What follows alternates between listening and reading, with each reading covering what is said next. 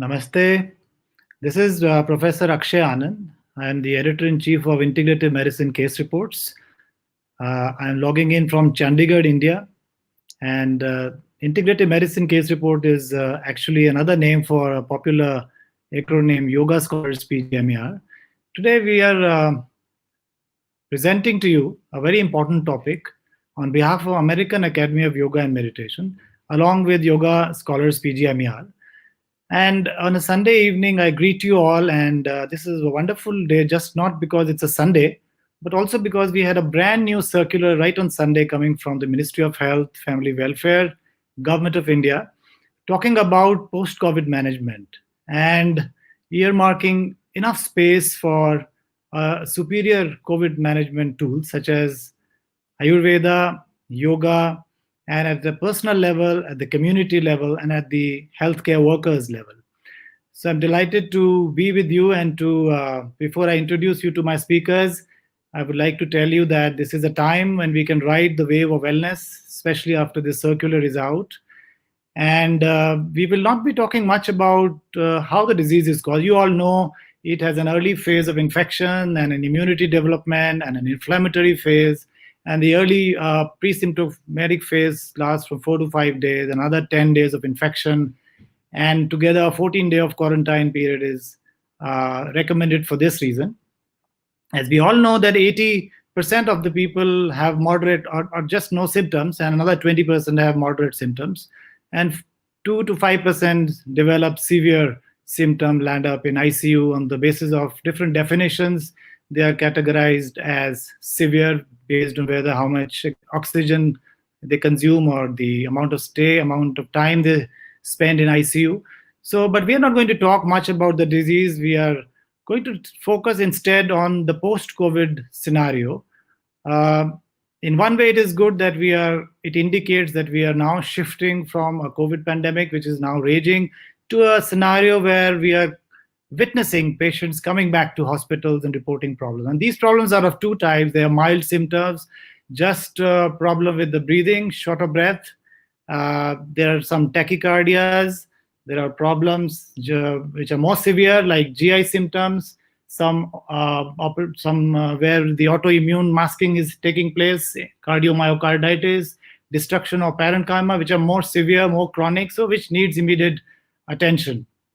There is also a milder form which is characterized by chronic fatigue, malaise, sleep disturbances, PTSD, and as I mentioned, shortness of breath. So are we looking at multidisciplinary clinics to manage these people?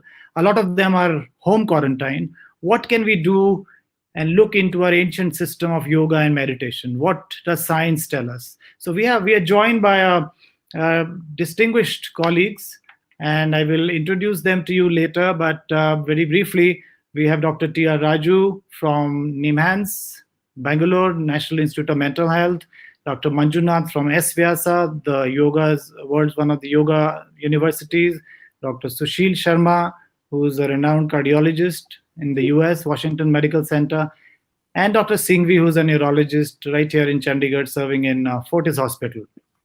So we will see what our experts have to say on various aspects of post-COVID management and how much role can yoga play in management, in rescue, and if needed, do we need bigger study designs to address this issue to generate more evidence?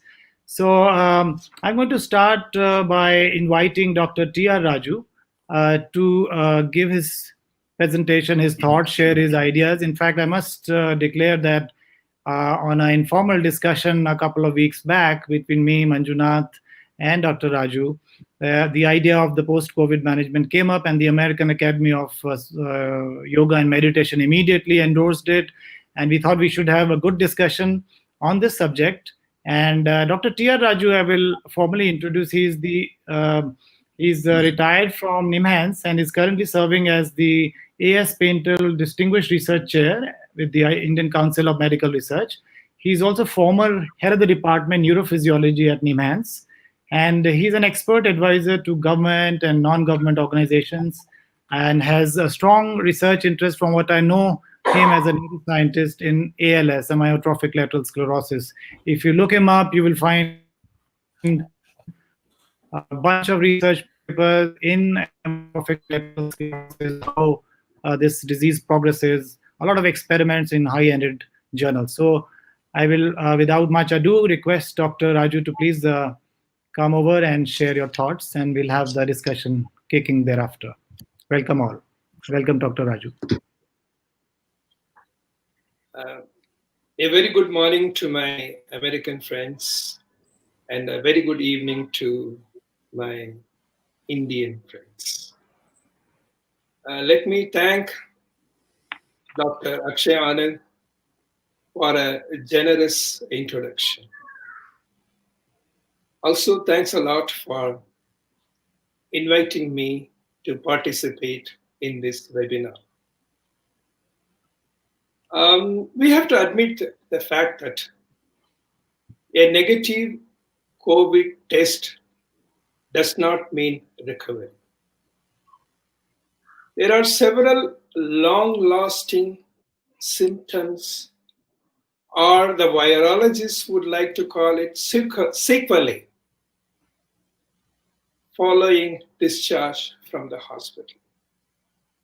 There is persistent cough, shortness of breath, headache, weakness, and severe fatigue for mental and physical activity. And this would not go away with rest. This is something, the kind of fatigue which they have never experienced before in their life. Truly sad indeed.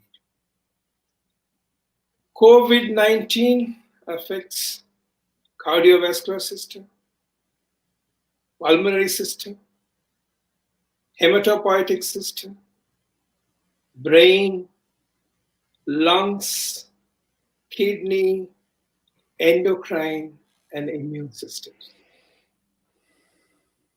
About cardiovascular system, I'm sure Professor Sushil Sharma, who is an expert in this area, will tell you more.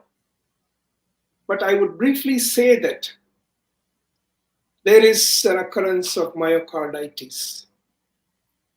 The heart muscle breaks down. The sarcomere is affected. The cytoskeletal proteins is released. And also endocarditis, the lining of heart muscles, the lining of blood vessels of the heart, the lining of valves, it degenerates. So this would end up with sudden cardiac arrest and death. I heard an incident just a few days back. A relative of one of my friends who was discharged from the hospital, whose oxygen saturation was very good. But at home, after a day or so, he suddenly collapsed and could not be revived.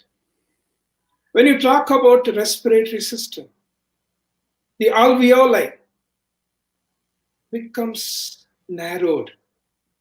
And also there is fibrosis of the lungs. The lungs lose the elastic property. So that is why vital capacity, the lung capacity, is reduced. And another dreadful thing which happens to these people is formation of microclots.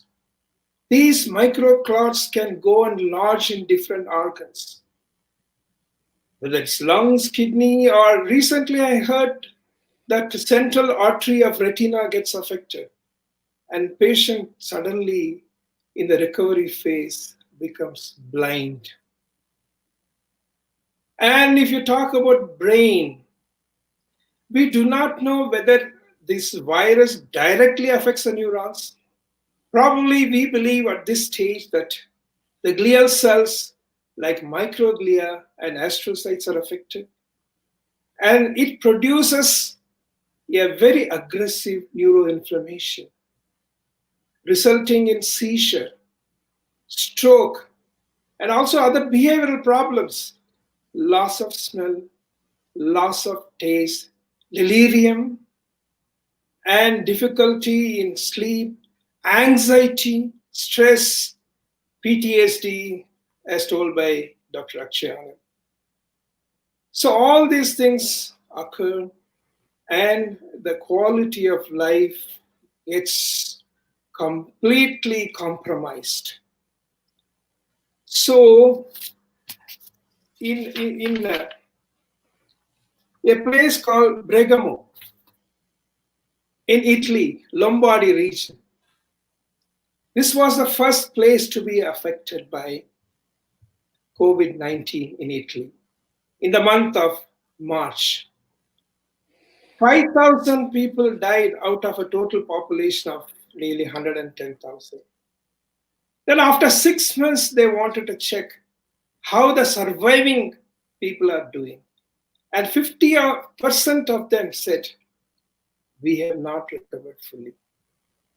Imagine the situation. So, how yoga can help? Yoga can bring about beneficial effects on central nervous system, autonomic nervous system, cardiovascular system, respiratory system, endocrine, immune system, and the list goes on. So, when the autonomic nervous system acts in harmony, when there is an increase in parasympathetic activity following yoga practice and decrease in sympathetic activity, the heart gets protected. HRV, heart rate variability, increases. That also conforms protection to the heart. And when you practice pranayama, the lung capacity increases.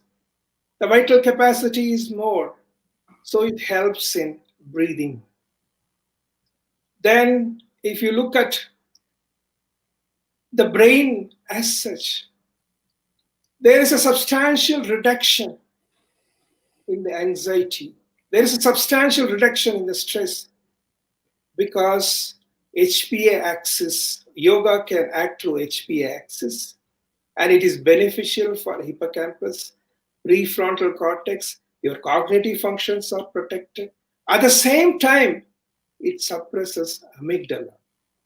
So that reduces anxiety, that reduces fear.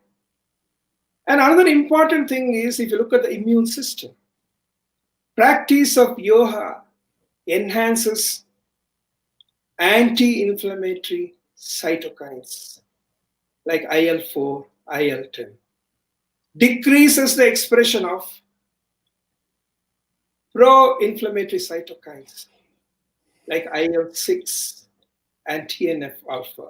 So you get protection from the hyperimmune system or inflammation, hyperinflammation, which is taking place post-recovery too.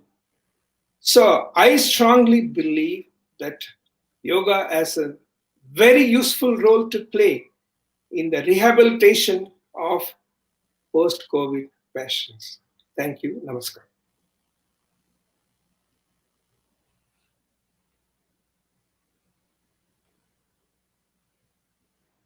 Thank you, Dr. Raju, for that explanation of what we thought would be a discussion on a non-mortal aspect of COVID-19. But you explained that particular incident where one of your person who was known to you died and collapsed. So we need to focus on the post-COVID, which is also the topic of discussion. This is also pointed out by the recent circular, as I mentioned in the beginning, by Ministry of Health and Family Welfare, where it is mentioned that the post-COVID management and care should include yoga and some Ayush systems. It has now come out today, as I mentioned. It is dated on Sunday, so the healthcare officials are working very hard. And you raised some very good questions pertaining to neurology and cardiology, and we are happy that we have both the experts on our panel. But we'll first move to the heart cardiologist, Dr. Sushil Sharma. And I was just wondering when Dr. Raju mentioned about the cardiac problem, whether it is endocarditis or whether it is just palpitation, whether it's pulmonary edema or it is just breathlessness, how to tease that out. So maybe Dr. Sushil will shed some light on that. I will introduce Dr. Sushil Sharma, who is a board certified cardiologist at the Washington Medical Center in Maryland. And he's also fellow of the American College of Physicians and has worked for 25 years in interventional cardiology. And after 25 years, he has shifted gears and now focusing on cardiac wellness and on focusing on stress reduction techniques such as yoga, pranayama. So, Dr. Sushil, we look forward to your ideas and thoughts and what your experience of 25 years has told you and how we can manage post-COVID scenario, both in India as well as USA. Welcome. Thank you, Dr. Anand. Thank you for a very profuse introduction. I'm grateful to you all for sparing time to come and listen to us all. And I'm also grateful to American Academy of Yoga and Meditation to provide the platform. And I'm also very grateful to be sharing this screen and space with the luminaries that you're seeing on the panel. And Dr. Raju beautifully touched upon the cardiac side, the pathophysiology, and he really explained the underpinnings of the ravages of the virus on the myocardium. I was also touched by his personal story, which is anecdotal but very moving. And that can happen to anybody in post-COVID state. And therefore, to what extent and in what fashion and manner one should introduce the practice of yoga, that's something that I will allude upon during the presentation. I have a small slide presentation that I'll begin. Let me share my screen with you. Okay, can you all see it? Hello? Not yet. Okay. Yes, this is fine. Okay, great. Okay. So since we have panelists from diverse specializations and Dr. Anand from neurology, I'll just stay focused on the cardiovascular side. But before I go to post-COVID management, I'll just briefly touch upon the benefits of yoga for cardiac health, which all of you are aware of, but for the benefit of general audience. The benefit from these practices of yoga, dhyana, pranayama comes with regards to heart through two mechanisms. There is a clear evidence in the science that various modalities of yoga, dhyana, pranayama act upon risk factors in diverse ways and help to reduce heart attack and help to reduce the incidence of heart disease. You're all aware of the beautiful effects that the yoga meditation can have on blood pressure, cholesterol abnormalities, and diabetes control, and also facilitating and motivating to quit smoking, which in itself has a risk factor modification effect that brings about the good health. There are also specific studies that have been done, especially in arrhythmias, and you may have heard Dr. Raju alluding upon the heart rate variability, which is the underlying mechanism of how yoga helps in reducing the frequency of atrial fibrillation. There have been studies in cardiac rehab showing that there is an improvement in exercise capacity, and in heart failure patients, there's also improvement of quality of life. And Dr. Raju also talked about the immune mediators of infections, including the IL-6 and the TNF alpha, and all these different immune mediators are actually reduced. The inflammatory markers improve with continued practice of yoga meditation, and that's another way it protects your heart. Meditation, again, has several benefits, and one is obviously the arrhythmia prevention. But there's a beautiful study that came out in 2013 on heart rate variability, how important it is to improve your heart rate variability. People that have a very low heart rate variability have 30 to 40% increased risk of heart attack and stroke. And heart rate variability really is a beat to beat variation in your RR interval. It should not be confused with variations in heart rate with exercise. It's actually an algorithmic quantitative measurement that you can only do with certain devices and instruments that are available, and now they're actually also available in app form on your cell phones these days. And there is clear benefit of meditation through TM study that it helps reduce the blood pressure. Pranayama also has a salutary effect on autonomic nervous system, and it restores balance of parasympathetic versus sympathetic nervous system. And as you're all aware that if there is increased parasympathetic activity, there is improvement in your systolic blood pressure, diastolic blood pressure, your heart rate goes down, your respiratory rate goes down, and your heart rate variability increases. And all these are beautiful effects on your heart. So there's no doubt that yoga, dhyana, and pranayama is an integral part of cardiac health. And just like in a normal person with no disability or no infection, it helps. It also will help in post-COVID patient. I must admit, we do not have any scientifically validated data on that at the present moment because, as you all know, the epidemic is still young and ongoing. And I'm sure as time goes on, there'll be multiple studies published post-COVID. One thing important is that when you start post-COVID, yoga, dhyana, and pranayama, there are certain guidelines that have come. And the guidelines have come from American College of Cardiology, but they are pertaining to physical activity, which I'm translating for the ease of presentation into meaning the yoga asanas. The meditation, to my mind and intuitively, I think one should do all the time. It's safe during infection, during convalescence, during recovery.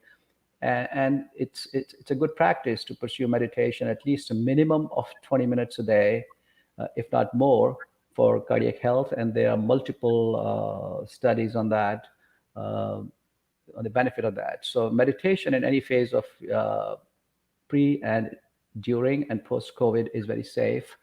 Pranayama, again, for sake of convenience, and this is, again, my simplification, I somehow divide it into two groups. There are simple pranayamas like what we do, like Anulom Vilom, Brahmari, Udgit, Pranav. These are really pranayamas that have some respiratory component, which is not very extensive, and also there is practically no physical component. So to my mind, they can be continued post-COVID without any restriction. I have some reservations about, for sake of convenience, again, I classify that as advanced pranayama, like Kapalbhati or Bhasrika or Agnisar. Now, they clearly have a physical component, and they clearly, during the phase that you're doing it, you are challenging your cardiorespiratory system. And they should be classified same as yoga asanas, which are more physical. And for that, I suggest the following guidelines as to how and when you should be introducing this in post-COVID phase. So this is from a presentation on exercise and athletics in COVID-19 patients from American College of Cardiology, but I think it's very translatable to yoga also. If you are asymptomatic and you were just tested COVID positive, you fall in group 1.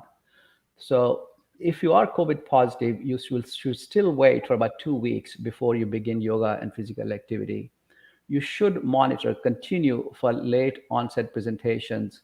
And at any point where you notice breathlessness, increased heart rate, palpitations, chest pain, reduced exercise capacity, of any of those symptoms, you must pause and you must seek guidance from a healthcare team. If you have been tested positive for COVID-19 and you have also had mild symptoms, you fall into group 2. Again, you have to wait for 2 weeks convalescence after symptom resolution, but it's important that you check your troponin levels at least one time. You have an EKG performed, and if it's financially and logistically possible, probably also obtain an echo to make sure that you have not developed asymptomatic myocarditis. And that is the reason why exercise is delayed in myocarditis patients, because extensive physical activity in early phases of myocarditis, if continued, can lead to a greater myocardial damage. If your troponins were negative and your EKG is unremarkable, and your echo shows no abnormalities either in the endocardium, myocardium, or in your valves, then you can gradually and slowly start increasing your activity. But if any of these parameters is positive, indicating that you may have contracted myocarditis from the virus, then you really have to follow the myocarditis physical activity guidelines, which means that you should really wait 3 to 6 months before you really start doing physical exercises and complex asanas. But again, as I mentioned earlier, you can always continue to do meditation and have its benefit, and you can continue to do simple pranayamas. And the third group of patients who actually become COVID positive have significant symptoms to the extent that that results in hospitalization. Now, these patients obviously in their in-hospital phase will have the troponins measured.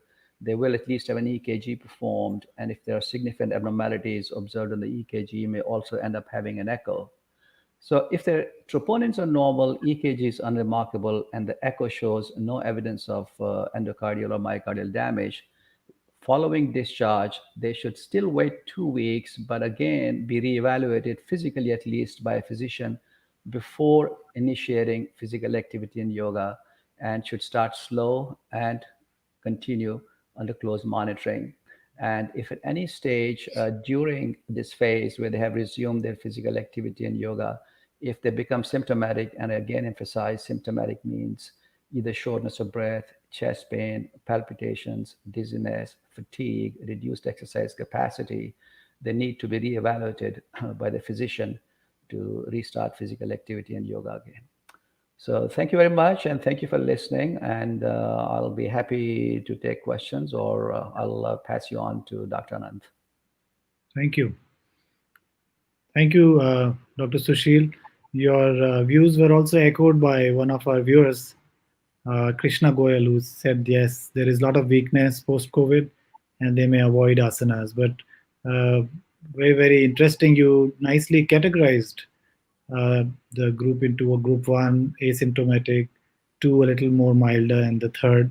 I believe this is inspired by the American College of Cardiology recommendations for exercise, and presumably this is your empirical advice for yoga and asanas, correct? And we'll have more views and discussions on this very important presentation by our next speaker, who is Dr. N.K. Manjunath. Dr. N.K. Manjunath is the Director of Research and International Affairs in S. Vyasa University. It is one of the largest yoga university in the world, and now also has a branch office in California.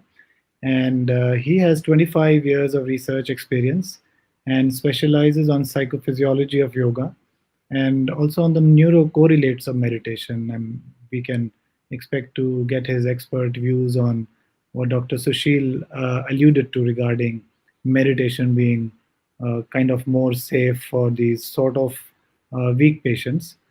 Although I'm really wanting to know whether the composite Ashtang Yoga with asana, prana, and meditation built in, whether we should, keep one arm out just because the patient is weak. So we will have his views. And most important introduction, Dr. N.K. Manjunath, is that he's a proponent of integrative healthcare, integrative medicine. So we'll have his views on that. And he's also trained in naturopathy. So that's a good collection and assembly of skill groups, skill sets into this person who's almost like an institution, walking institution. Dr. Manjunath, welcome to this program, and the viewers and me and our panel look forward to your thoughts and your presentation. I think you have to unmute yourself.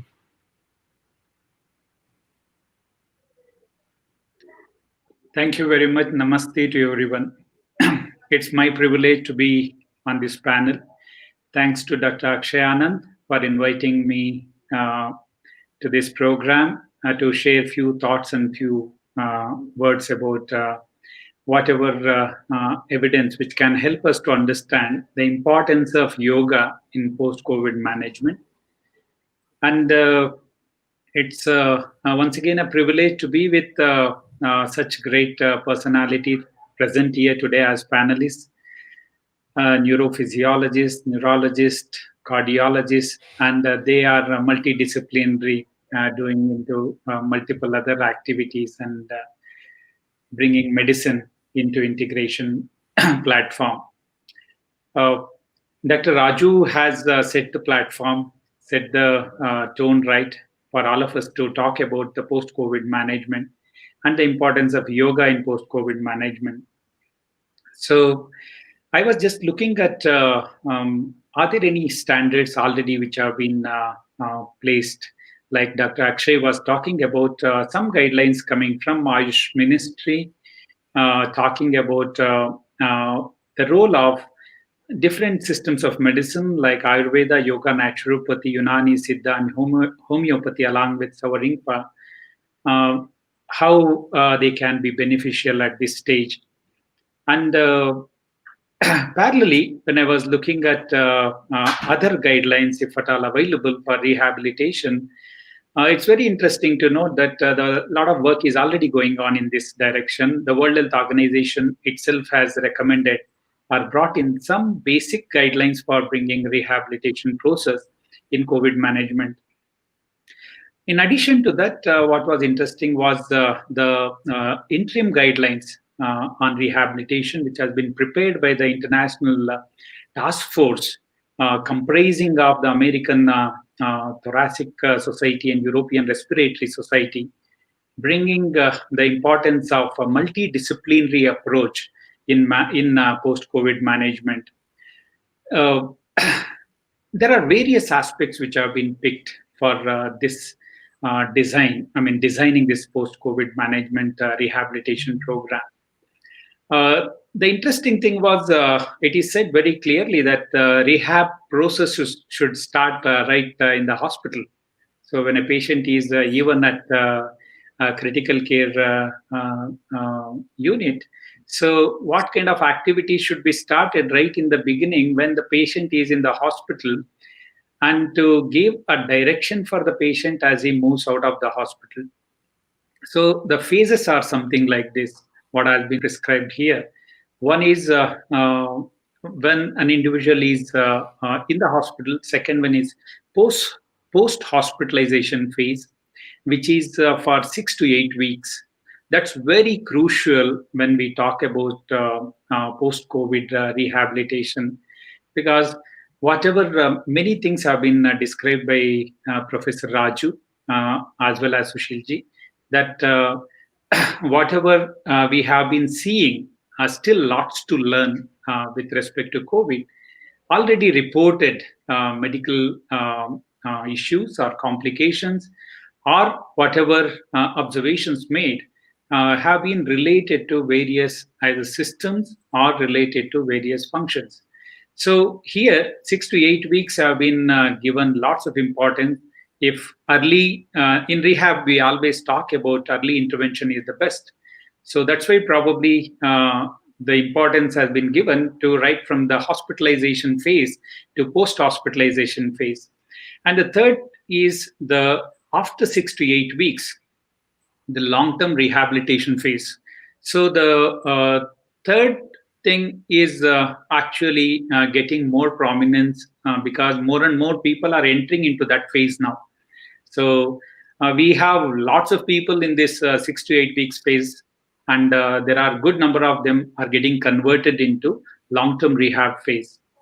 Along with this, what is very important for us in rehabilitation structuring is we look at once the individual is out of the hospital, there are set of physical rehabilitation activities which has to be done.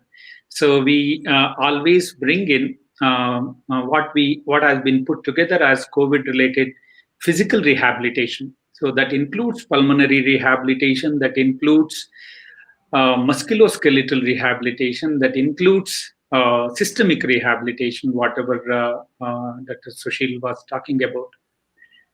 So this is where probably we need to pick those important practices of yoga as wonderfully put under different stages by Dr. Sushil ji, that we need to really use certain techniques at certain places, Number one, to get the best benefit out of yoga rather than introducing any further issues or complications. So when we look at the respiratory system per se, that's the primary focus for everybody.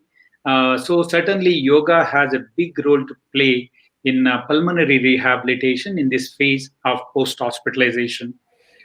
Techniques which have been very well worked out for years now and being tried during post-COVID phase are as simple as simple movement, along with movement, whatever breathing exercises what you can give. So this helps in two ways. One is, number one, makes the pulmonary or respiratory endurance increase. And second thing, this also helps us to give that extra stretch and extra exercise needed basically to make an individual do their respiratory activity better. So be it the intercostal muscles or a range of other areas which are involved in respiration. Second thing is definitely reversing the airway restriction. So this can be due to several reasons, and even what is being spoken is sometime can be somewhere affected even because of heavy medication or medication used in multiple combinations. So pranayama is one thing which has been spoken, but starting with simple breathing exercises, slow inhalation, slow exhalation. You can start with 2:2 ratios, 2 counts of inhalation, 2 counts of exhalation, make it 3:3, 4:4, and gradually make the exhalation phase longer than inhalation phase. This is what has been one of the standard prescriptions given for pranayama, which can help these individuals train their respiratory system. Additional thing at this phase, what has been spoken is introducing very transient phases of breath holding.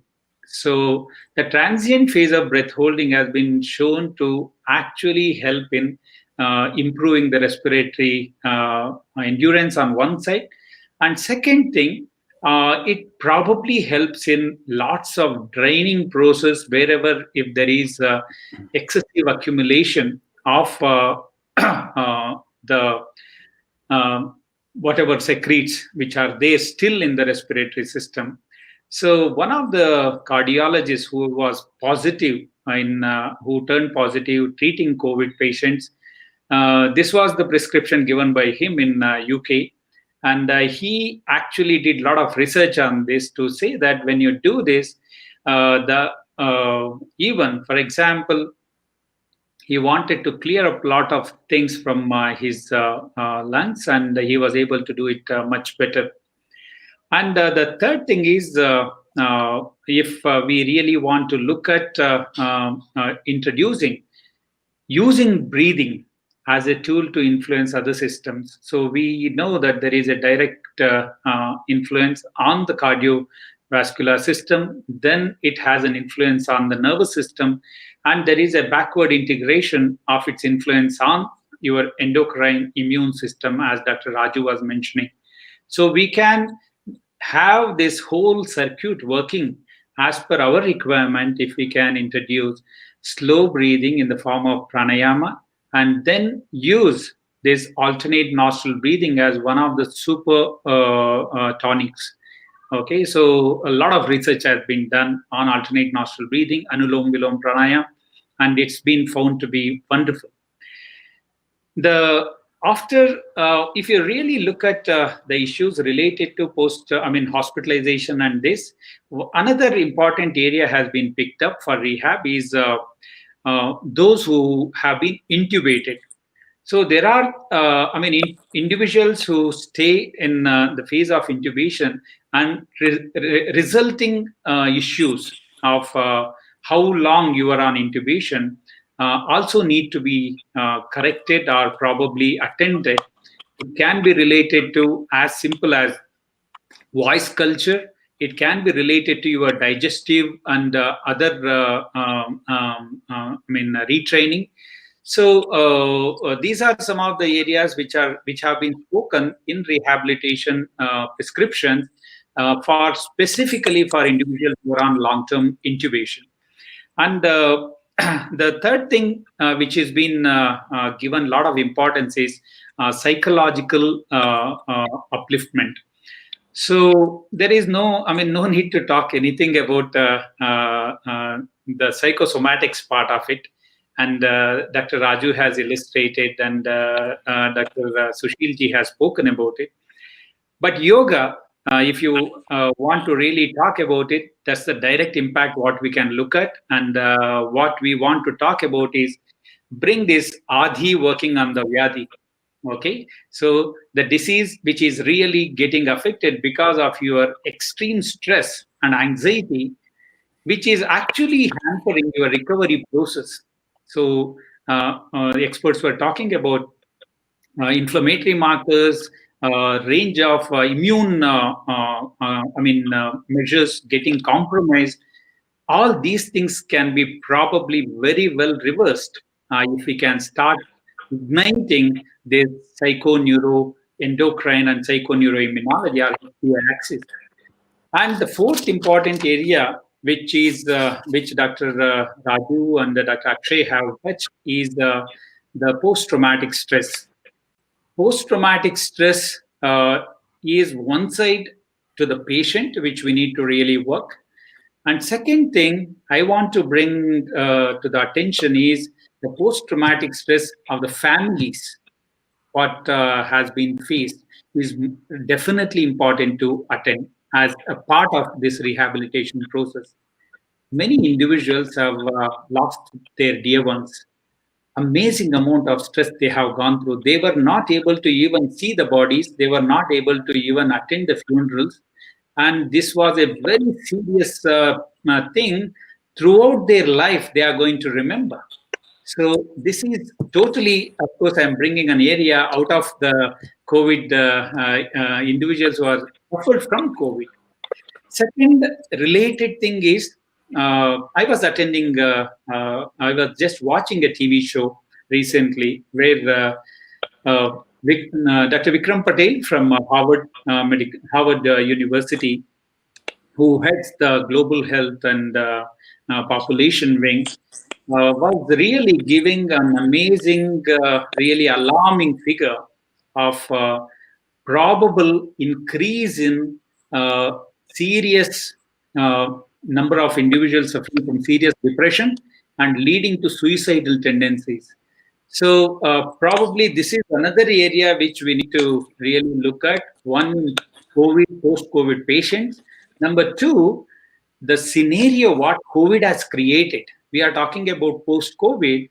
So many people have lost their jobs. So many people have lost everything what they have acquired in the last all these many years. So probably there is mind management which has to be done very well at this stage, attending to these various psychosocial aspects of COVID influence on all of us. Last but not the least is possible reinfection. So I come from Bangalore, and Bangalore and Karnataka have a few odd distinctions. Number one, Karnataka is the place the first COVID death was reported in Gulbarga. The first ever COVID reinfection was also recorded in Bangalore. So we truly don't know the processes involved in it. So it's high time for us to fix this whole process of reinfection, possibilities of getting individuals reinfected, and helping the whole community. Because if this becomes a little more prominent, the fear and the psychological unrest can be very, it will be very difficult to manage if people start having this fear. So with this, I end for now, and will be very happy to take up other questions subsequently. Thank you very much. Thank you, Dr. Manjunath. Thank you very much. I think this message has to go right at the time the patients are being discharged, because patients are the ambassadors with relation to your psychosocial effects when they go home and they practice meditation, yoga, and also send out a positive message to the community of what their experience was. For the viewers, just also for Dr. Manjunath, a small clarification. That particular circular of the Government of India came not from the Ministry of Ayush, but actually from the Ministry of Health itself. So that's actually quite a development, quite an improvement of, or sort of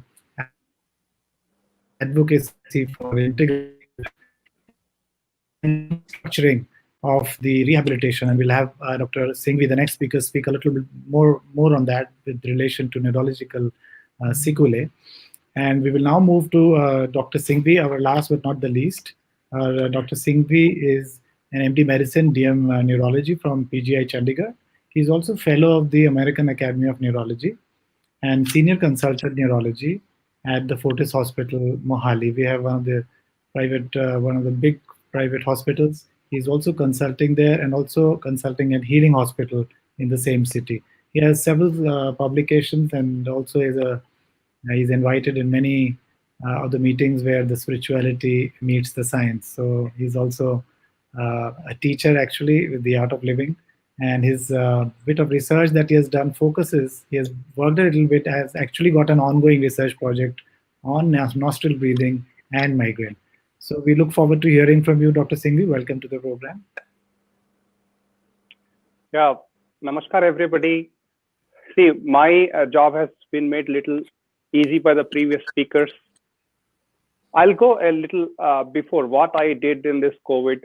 4 months ago, in anticipation, I posted a video where it suggested that what are the pranayams to be done during this period so that the severity of COVID, even if it occurs, it will decrease. And actually it helped. You know, a couple of my technicians in the hospital and also my colleague got COVID, and significantly all the three, they were regular doing yoga, pranayam and meditation. To tell you the story, one of the technician got fever for only 30 minutes one day, had a fatigue and a little bit. It tested positive, and now it is 18 days. He recovered within 2 days. Second technician got fever for 2 days, that too mild, and recovered completely. The neurologist, he also recovered completely.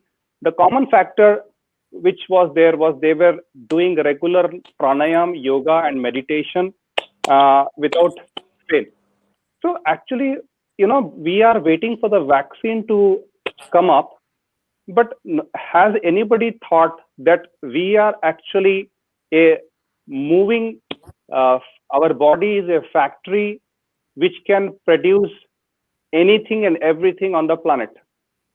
What vaccine will do will create an antibody there. How to make our immunity not strong, but a balanced immunity, neither it will hyperreact or underreact to any infection. So this was the concept which I brought at that time, that why not introduce yoga, meditation, pranayam as a vaccine to the body, and saw the result in, because as I am teaching yoga meditation regularly, take courses, and it has been seen that people, even if they got affected, they get stabilized and their antibody levels, couple of people we got antibody levels done, they were significantly better and they got recovered very fast. The pranayams which I suggested in that video was Anulam Vilom, Brahmari, the breathing, Dr. Manjunath told, inhalation, slow inhalation, but there was a pause of 3 seconds to 4 seconds, then exhalation, then Bastrika, and this was followed by 10 minutes of total rest, part of a meditation. This was before. And of course, people, as far as our neurology is concerned, all the things have been seen in neurology, right from seizure, encephalopathy, encephalitis, meningitis, and significant increase in the stroke risk also. Almost during this period, there is 5% increase in the stroke, which has been seen. And of course, because COVID, we have increase in hypercoagulable state, the hardening of the artery, there is inflammatory response is there. But post-COVID, whatever symptoms they get, predominantly it is seen that body aches, fatigue, myalgia, and of course, great stress, which is there, the post-traumatic stress disorder. If we build up the protocol, like Dr. Sushil Sharma has elaborated very nicely, those things can work wonders. And also, if you see, we say that our lungs is very important. Of course, we have to increase the vital capacity, but parallelly, everything works on the psycho-neuroimmunological workup. Any disbalance, because all the things, this triangle is broken. Psychological thing, of course, neurological and endocrinological system. Anything which is broken, of course, the immune system gets affected.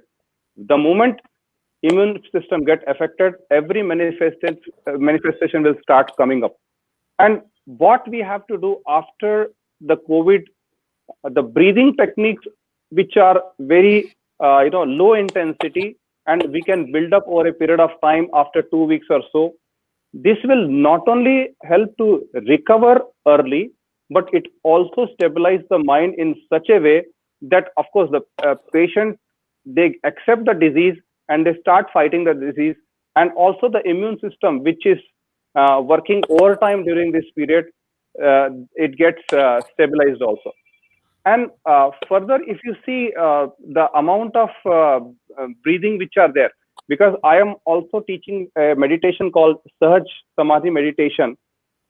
In this meditation, they have seen that when they do Nadi Shodhan Pranayam, that is Anulam Vilam, what they do, of course, the olfactory nerves, the receptors get stimulated, and definitely they get projected, have a connection with the amygdala, hippocampus, prefrontal cortex, and also their sleep gets better. Recently, the data has come up that when a person, of course, it is there before. Initially, it was thinking that the B cells was more of a problem with the COVID. Now, T cells have also come up. And person who does regular pranayama and yoga, he sleeps well, and all the reparative things occur, particularly the replacement of the newer immune cells, T cells, and they get changed during the sleep. And of course, when the count of these increases, particularly even natural killer cells, our system becomes robust. And of course, we change the protocol according to patient need also. Sometimes patient comes and says, I cannot do it, or we have to modify according to the requirement. But I think the best post-COVID management is the pranayams, low intensity breathing, Anulom Vilom, Brahmari, breathing and breathe out, holding the breath for 3-4 seconds, so that heart rate variability gets better in this. And subsequently, we can add up other things as well. But finally, I want to tell you we should not forget that our body has got every resource on this planet. And only thing is we have to, develop that by yoga, meditation, pranayam. If we do all these things, even though we get a, what is called as a shelter from the COVID, but even if we get COVID infection, it will get better immediately, as well as the post-COVID symptoms will be less in this. Of course, we have to propagate not only for people who are developed COVID, but also as a general population. I would request everybody, we have to take care about 3 things. One is what we eat, the diet proper, and sleep well. And sleep is also very important. Third is yoga pranayam. If these 3 things are met, most of the problems should be sorted out as a primary prevention. With that, I conclude. Thank you so much. Thank you, Dr. Singh. We have about 8-9 minutes to take on the questions, but you really flagged out the importance of customized yoga protocol, and that brings in the importance of yoga experts to the new circulars brought out by Ministry of Health, in which it is kind of a guideline, maybe a kind of an order or a guideline. I'm not sure. We have to go into the words, but this does require the implementation and integrating yoga protocols into post-COVID management. So we need customized. That is very nice of you to say that. And there was a comment from one of our cardiologists, Dr. Nirmal Gupta, asking if yoga can help in reversing the damage caused by COVID-19 inflammatory response. You did mention the HPA axis, Dr. Singhvi, who talked about the neuroendocrine system. So if you can partly and very briefly address that, and maybe Dr. Raju can tell us the long-term plan, how to tell them what are the a research project directed towards generating evidence of the importance or the efficacy of yoga in that respect of COVID-19 inflammatory storm. So yeah, Dr. Singhvi, please. Yeah, definitely. Whatever the effect of COVID is there on the lungs and the system, there is definitely, once we follow a particular protocol, the possibility of reversibility is very high, and also stabilization and at whatever junction you are at should be a not only goal, and it does happen with yoga meditation. I can say that. Thank you. So, Dr. Raju, do you think we need evidence really? Yeah. Going back to reversal of adverse changes, I cannot talk about the cardiac system, but I can talk about brain. So, yoga can exploit the property of plasticity in the brain. So wherever there is an atrophy, or if there is a synaptic loss, if there is an insult to the neurons, practicing of yoga can reverse that. There will be more branching of dendrites, more synapses can be formed. All these things can be objectively measured. See, I would say that I am a neurophysiologist, neuroscientist. My interest in yoga started after visiting SVSA. So what people are looking for at the moment, they are looking for objective evidence, how yoga can bring about all these beneficial effects which we are talking about. And in a place like SVSA, you have a laboratory to study the central nervous system. You have a laboratory to study the autonomic nervous system. You have a laboratory to study the pulmonary functions, and you have a laboratory to study the cognitive functions, and also a molecular biology laboratory. What else you need? So these are the places which can provide us objective evidence at systems level, at the behavior level, at cellular level, at molecular level, why not even at the genetic level? How yoga can bring about changes which would enable the individuals to confront the insult or prevent the insult from occurring. I always believe that yoga enhances your physiological template to a higher level by working through multiple systems. When the physiological template is elevated, it is easy for an individual to overcome any insult which can occur. And that would be my view. Thank you. Great. Thank you, Dr. Raju. And those kind of protocols. Dr. Akshay, I'm just extending the Dr. Raju's thing. There is also a study that yoga and meditation and breathing techniques has already increased the gene expression in our system.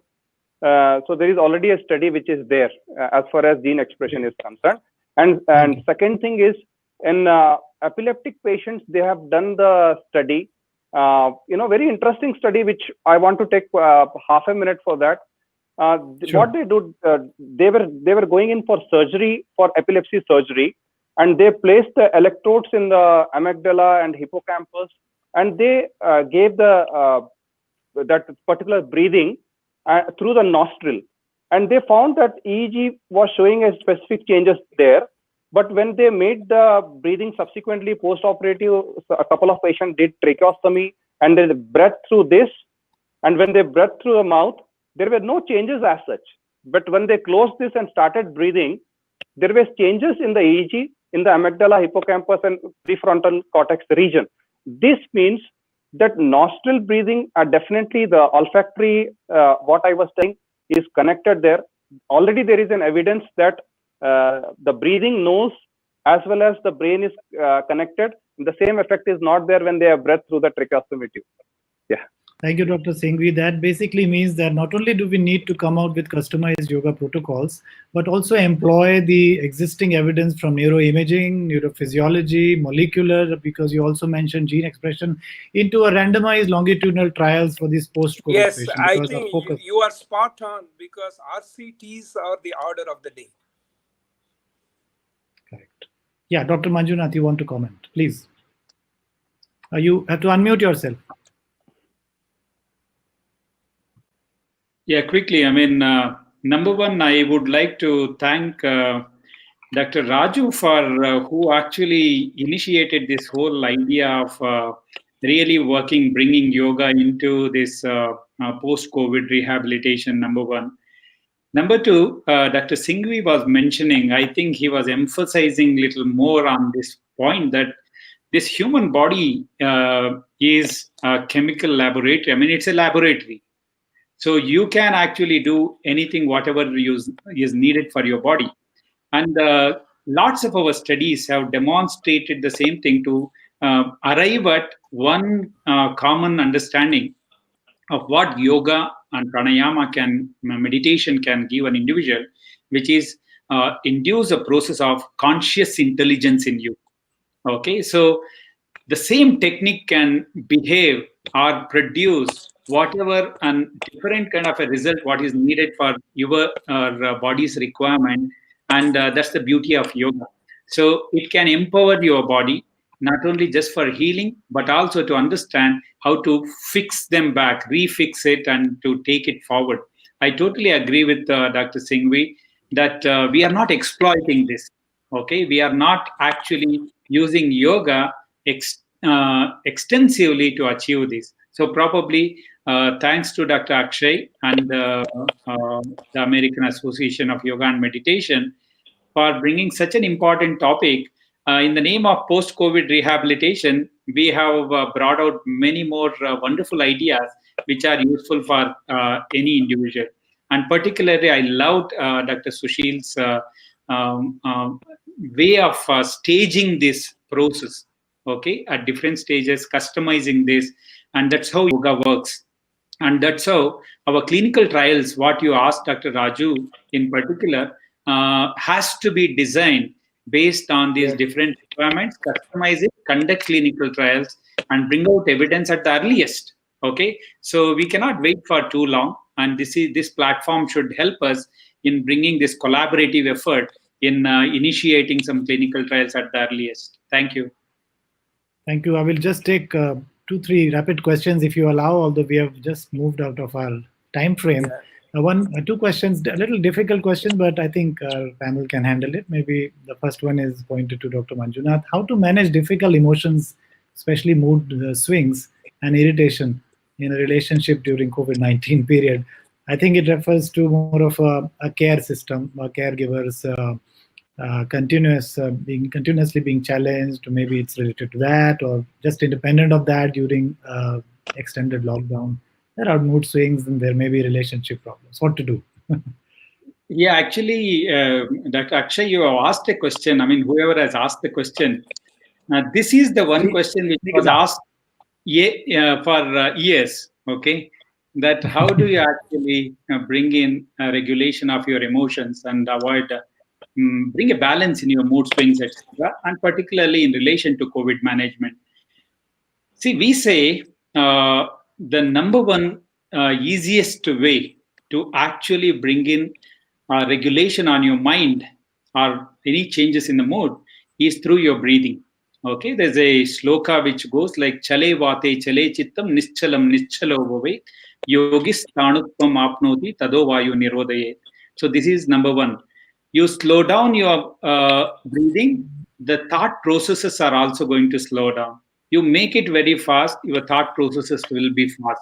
So this is one of them. Second thing is meditation. Everybody prescribes meditation to actually manage mood swings, etc.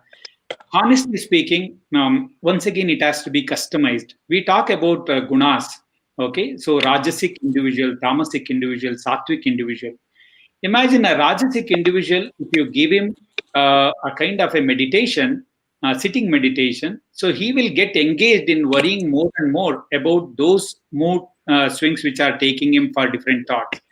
A tamasic person, if you put him into meditation, he will get more into laziness. He might go even into sleep. So, customization of these techniques is very important when we really want to use them for mind management. It is possible very much. So, hence, we use initially techniques which involve the movement. Okay, cyclic meditation is one of such techniques which are wonderful, and it is not going to strain people even post COVID.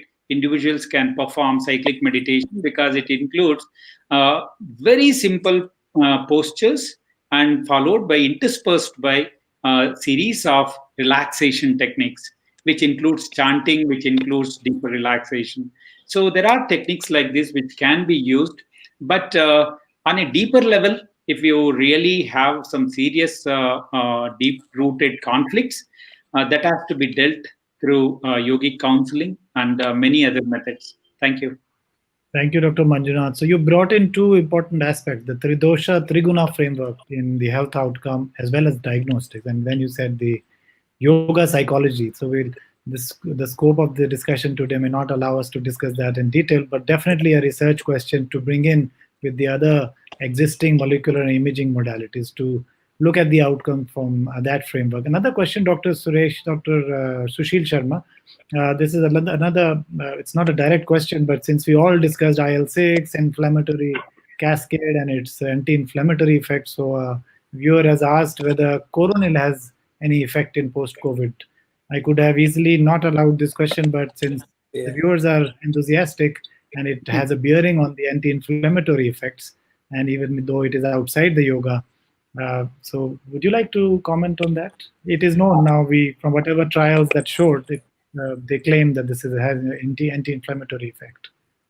Well, I will defer this question to the rest of the panel for two reasons. One is that I have no access to this medication. I've not used it, experienced it. It's not FDA approved in the United States. So whatever I say is going to be conjectural and speculative. Yeah. So I'll defer it to Dr. Raju, Singhvi, Dr. Sharma, and yourself. Okay. I would echo Dr. it. I would say this is beyond the scope of this webinar. That is my take. We should then do studies which can test that and beyond somebody in Ayush system to take it up. So the other question is, speakers on the panel, would they like to share their experience based on comparative effect of yoga on people, with post-COVID scenario, with comorbidities and without comorbidities? So essentially, patients who had diabetes and hypertension, and how did they react with yoga intervention, even case reports or studies. Anyone knows of any? If not post-COVID, post-Ebola or post-HIV or whatever. Yeah, our hospital here is a COVID hospital. And of course, we have a lot of patients of COVID which are admitted. And the report says people, of course, whatever comorbidity, the recent publication of stroke, the report of only a few patients, the 5 patients, almost 3 were diabetics, and they did poorly in this. And there was another issue with this is people who develop stroke during this period, they are reaching the hospital late as 9 hours to as long as 28 hours after the stroke. So any comorbidities which is there, diabetic, hypertension, dyslipidemia, or they are on our patient or on immunomodulator like multiple sclerosis, myasthenia gravis, their immunity is slightly on a lower side. And it has been seen that people who are having good control of all these things, I think they are almost near to the normal population as they behave. But people who are not taking care of all these things properly, they are in definitely trouble in the hospital. We have seen that people, it's very difficult. we have very near couple of. I can tell my own cousin brother, he expired because he was very bad diabetic. He was not taking care. One day, fine, he was positive and he just collapsed and passed away. And there was a guy in the office 5 days ago. He expired because he's 68 and had a comorbidity. Poorly controlled. If they are good control, and they will have. Second thing, the previous question will be related to this. Any people who are having emotional disbalance, there is almost equal to people having diabetes and hypertension and dyslipidemia. And as Dr. Manjunath has elaborated, there are definitely studies, particularly what I teach, Sudarshan Kriya of Art of Living. Anxiety, all the stress factors have reduced in, of course, the case control studies also. It has shown that it stabilizes the mood, emotionally makes a person stabilize, and their immunity has also been shown to be in a better situation. Yeah, even though we have to flag off Dr. Sushil's contraindication for Bhastrika, but I think that was just a suggestion in one of his grouping. But sorry to hear about that bad happening. And this is also a time to send the patients off with a caution to mend their lifestyle, especially those who are uncontrolled diabetes, as you mentioned. It's very, very important. Dr. Manjunath, please. I just wanted to end with a good positive note for people with comorbidities. So, Dr. Akshay, you are aware of, we had conducted a pan-India survey. Also, we have conducted an international survey looking at various aspects, including the influence of comorbidities in individuals' health related to COVID. We are following it up. And also, we have done a few studies in diabetes and hypertension in particular, and few other conditions which can contribute to various other issues. What is surprising and something interesting is, if you do it in an individual with one comorbidity versus an individual with 3 comorbidities, their body, I mean, you give a yoga practice to them and study these 2 groups, the response is much heightened in an individual with 3 comorbidities compared to another individual with 1 comorbidity. So that probably gives some amount of hope that if individuals, those who have too many comorbidities, they need not feel that their body can't respond. Yoga brings in this probably what I was talking about, conscious intelligence. So it can fix those various aspects at a time, which no other medicine probably can do. And hence, the response, or it is an exaggerated response compared to other individuals. So this was something interesting what we observed in at least around 2-3 studies, and probably it will have a value when we use yoga in individuals with comorbidities. Thank you for pointing that out, Dr. Manjunath. Dr. Raju. Dr. Manjunath, I always preach broad spectrum beneficial effect of yoga. And post-COVID, you said it in Dr. Manjunath, nicely put that out for risk reduction post-COVID, and Dr. Raju qualified that. But let me remind Dr. Manjunath of the Niyantrit Madhumeh Bharat, or the Diabetic Yoga Protocol study for pre-COVID.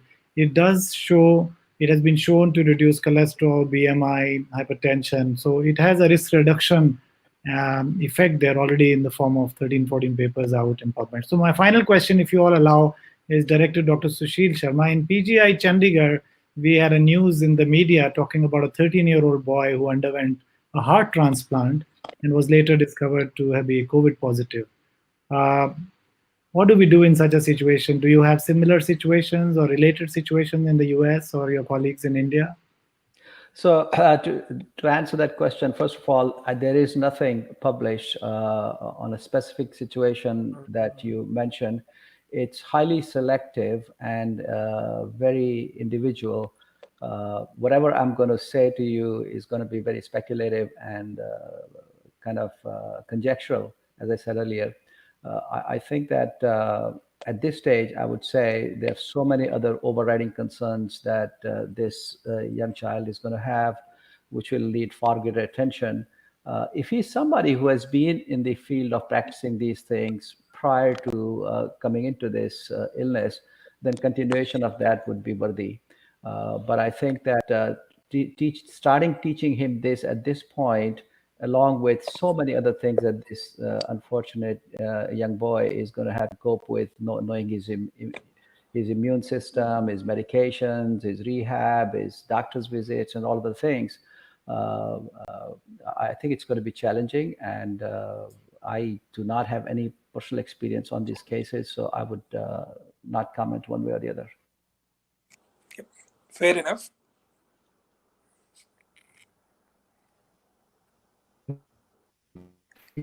Yeah. To the viewers, if you can hear me, I would like to thank all the panelists, Dr. Singhvi, Dr. Raju, Dr. Sushil, Dr. Manjunath, for coming and joining us for this program. I think there was an internet issue, so I'm not sure if this is still running, but I'm grateful to all the panelists for a wonderful sharing of thoughts and ideas.